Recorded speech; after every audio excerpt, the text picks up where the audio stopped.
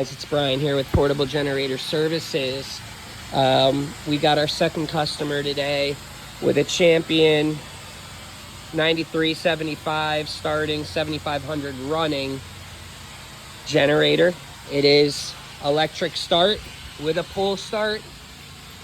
We have our choke. We have our fuel. Whenever I get to a customer's house and they tell me that their generator's not starting, the absolute first things that I'm checking are going to be oil. We're going to check battery. So no battery, battery's dead. Off of first assumption, your starter could be bad, but the fact that we have no light or nothing, we don't hear any clicks, and this looks to be a couple years old and no battery tenders hooked up to it, dead giveaway that the battery's dead. That's why I have my handy dandy jump pack with me, a JNC 770. So checking oil, looking for fuel, so it's off. Could the customer have tried to start this with the fuel off? It happens all the time. And then your choke position. I'm willing to bet the carburetor is clogged like usual. We'll have to see. Sometimes the fuel literally doesn't get turned on, and it's as simple as that. Let me go ahead and check this out, and we'll get back to you, and I'll show you some new things that I find. All right, so to confirm that the battery's dead, I hooked up my jump pack to it. As you can see, we're at 12.9.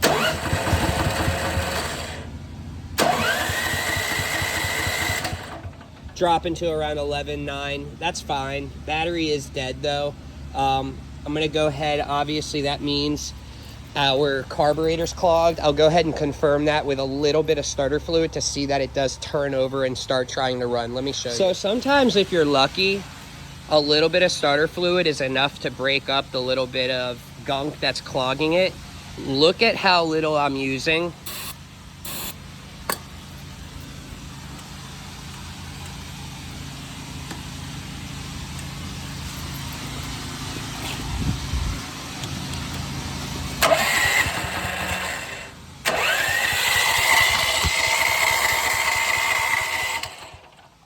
So it's still nothing.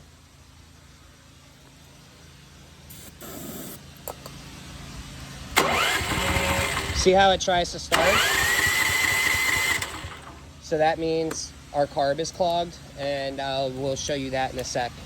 Whenever I'm doing carburetors, I like to just sit right in front of it. Go ahead and pull the two latches off right here. Take your front cover off. I use it to collect the bolts. Then go ahead and take off the 4 screws. My battery's dead. Battery's dead on this. I'll have to go get a new one really quickly. Once you get all 6 bolts out, scooch it on out. Now you're left with your 2 10s, and then you're gonna have one right there on that bracket back there. So, take the hose off, go ahead, pull it out, have your little thing. Let's go ahead and take the one in the back out. On this unit, it has this little track right there where you can slide this thing because it blocks that bolt right there. So go ahead, slide it out and move it to the side to get access to that one bracket. Boom.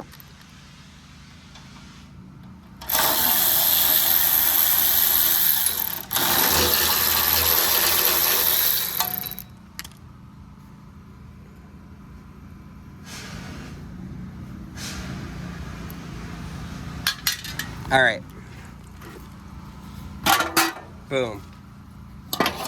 Get that out of the way.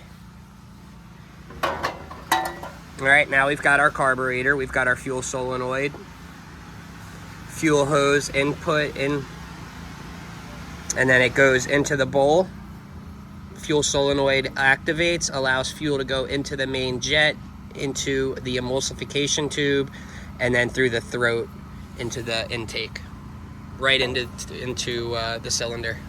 Here's your valve cover. Here's your spark plug boot, pull cord, fuel.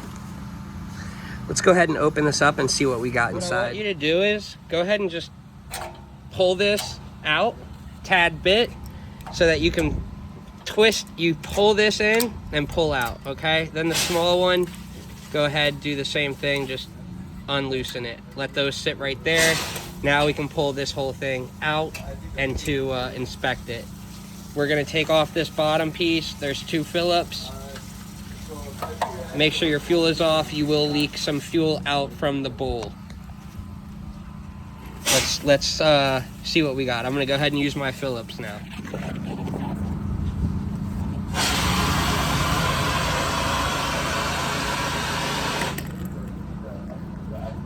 A little bit of fuel is gonna leak out. Boom. Do the other side. These can be a nightmare. The screws are weak and they end up stripping. You're gonna need to use a tool like this and just either try and tighten it, a slight turn to break the seal, or use vice grips and loosen it. They can be very hard to get out though, so keep that in mind. Let's see how this looks. This will be a first sign. This works perfectly. This works perfectly. Now we got to check inside.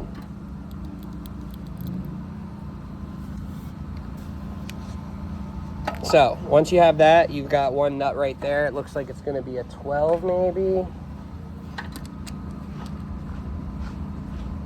14. Go ahead and see.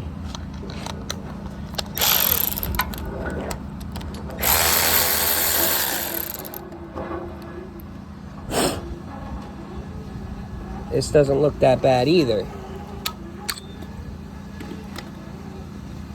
So a lot of the times, let's check this out. It's really not bad at all. The only thing that's stopping it right now is going to be the main jet, if it's clogged up, and we're going to have to see if it is or not. Let's check it out in a sec. So to get that main jet out, can you see how there's a notch in there for a flathead? You're going to use this thin shafted flathead to get in there and lefty-loosey to take the main jet out. Guys, I just went through the carburetor. There was nothing wrong with it. So keep it simple, stupid. What did I tell you the first things we're looking for when we first come to a unit? What did I point to? Now this is going to show you typical customer error. They did not read the manual. I pull out. There's not a drop of oil in there, guys. It's that simple. Let me go get some oil. This thing is going to fire right up. The customer even broke the string from trying to start it so many times. Here's the old one. They said that they broke the pull string. He bought a new pull cord assembly. It still won't start. Me, look at me. I come here, I do all the simple checks besides check the oil until after I waste my time rebuilding the carburetor. They did pay for it, so it's not a waste. I'm gonna go get some oil and watch this thing fire right up. Get yourself a funnel, and I want you to fill the oil up until you see the oil at the threads, okay? That's gonna basically be right at the top. That is fine. Go ahead, put your oil cap back on.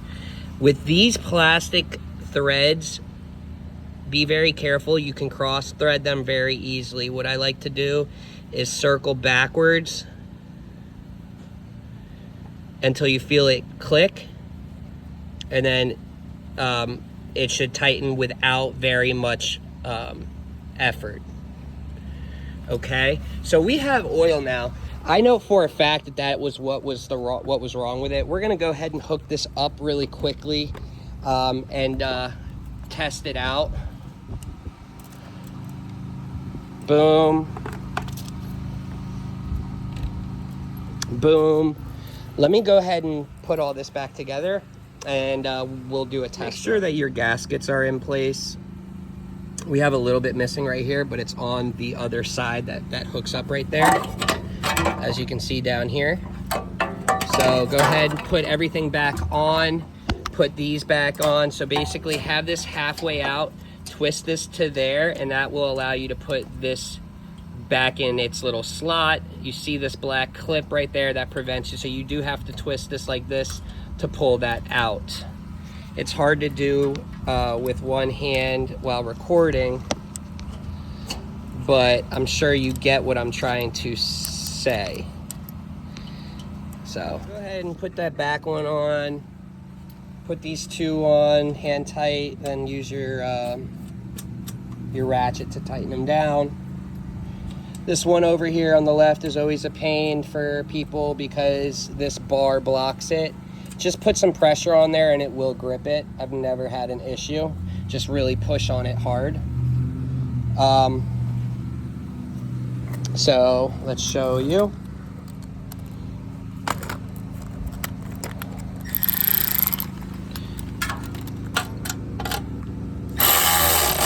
Boom. Boom. Boom. Go over them, make sure they're locked in, nice and tight. Then let's go ahead and put this one in. We'll put these 6 bolts in, 3 on each side. Front cover on, we'll put the breather hose in also. And we'll go from there. So always turn the fuel on once you have the carb back together. You wanna make sure there's no leaking. And so while you're putting all this together, that gives it time for it to fill up and make sure that there is no leaks and that the float is functioning correctly. If you ever have, let's say your air filter's all together, you've got your box on, if you ever go to turn your gen on and you have fuel just dripping out from this box, that means your carburetor's clogged, 100%. The customer got a new spark plug. I'm gonna go ahead and give them a new oil air filter. We put new oil in, so they're getting their full service. Did the carb rebuild. I'm gonna offer them, if they would like to purchase a battery from me, they can. If not, they can utilize the pull start and buy a battery online for a little bit cheaper. I always do give my customers that option. I don't ever want to be ripping anyone off, so I do let them know that there are sometimes cheaper available options. Let's go get a new air filter and we will put the oil back. We've got a new air filter and we'll be starting this thing up real soon.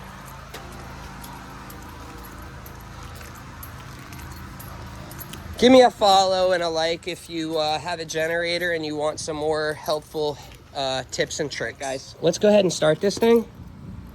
We'll put choke on. There you go.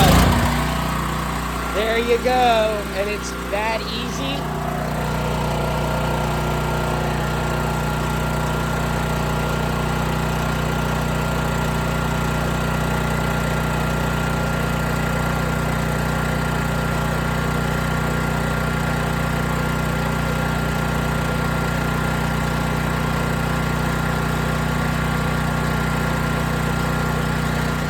When you're not going to use your generator for a while, I want you to do this always. Disconnect all your load from your generator, and while the generator's running, shut the fuel off and let it run itself out of fuel. Once it dies from no fuel, I want you to try and even start it a couple of more times, obviously keeping that fuel valve off to make sure that we have no fuel left in the carburetor. If you have any questions about RV units, portable units, mobile, diesels, industrial and commercial, we do it all. And we have the reviews to prove it. We are one of the highest rated companies in Florida. Check our reviews, portable generator services on Google. Give us a call. We have city municipalities,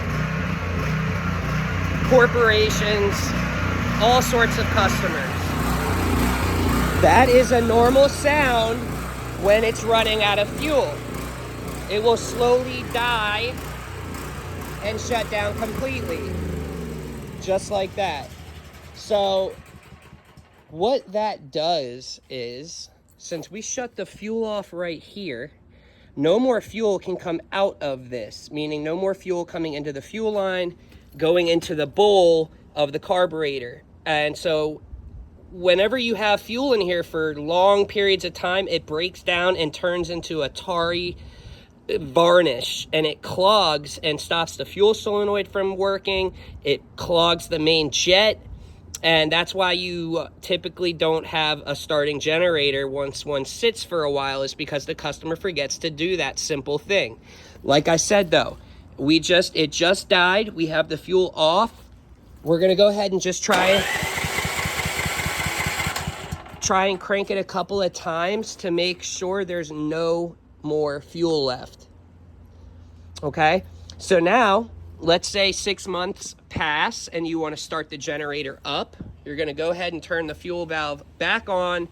Give it 5, 10, 15 seconds for the fuel to start refilling that bowl.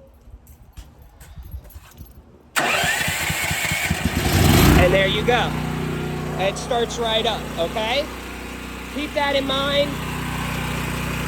We're gonna shut the fuel off again, and this thing will be ready for storage, and we'll start up next season. No ifs, ands, or buts. The final and last tip that will save your battery is you have to remember to turn that off. If you keep this on, that is energizing your fuel solenoid the whole time, and it will drain your battery within a month. Make sure it's off. I always recommend when this is being stored, if you want to get 3 years out of your battery, you need a trickle charger. If you do not put a trickle charger on, don't expect the battery to last over a year.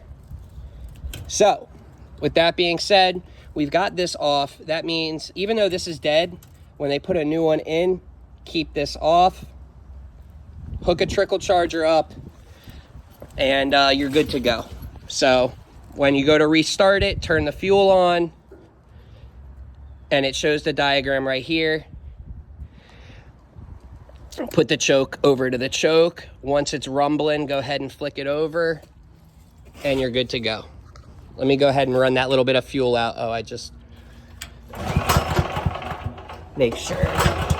Okay, so you're good, off, and that's it.